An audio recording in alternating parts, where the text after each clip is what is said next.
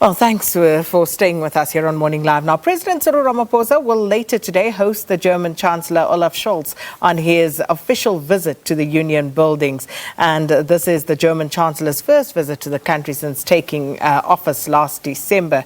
And now he kick-started his African tour in Senegal, followed by Niger, and now he's here in South Africa. And we did say we have a team out at the Union buildings to give us a wall-to-wall coverage of the events there today. Let's cross now to SABC News' political editor, Mzwandile Mbeje. Mzwandile, good morning. So an interesting one, three nations stop. And if you look at the three nations, that in itself is quite interesting because we know of the problems that some of the European countries are facing given that Russia-Ukraine war and the energy issues that come along with that. And just looking at the stops before South Africa, the stop in Senegal, yes, Macky Sall is currently the chairperson of the African Union, but we also know that there are very rich reserves of natural gas in Senegal, 15 trillion cubic feet of natural gas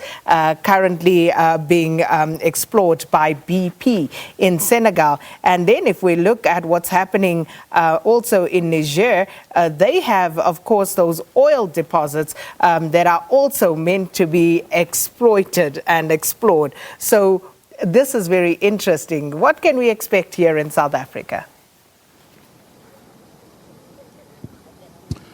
Well, a very good morning to you, Sakina, and viewers. And you have quite correctly illustrated, perhaps, what is the crux of the meeting or the visit of the German Chancellor.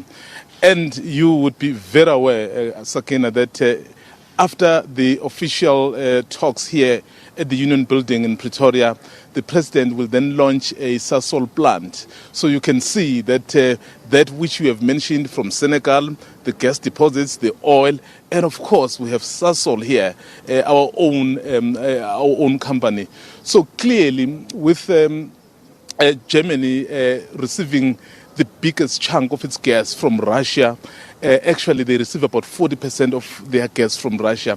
And given what the EU and the Americans and NATO in general are doing and the intention in terms of cutting off the supplies from Russia, clearly this for them is strategic, that they need to go around, they need to look for the new sources where they are able to develop partnerships like countries like South Africa, which has the capacity, so they will certainly use that opportunity. So that is why later on, Sakina, when he would have concluded his official talks here, then he will go together with our President Ramaphosa, to Sasol headquarters in Sentin to launch that project. So it is very, very important. So this trip is so much about the trade relations, but also it also has to do with what is happening back home in Europe.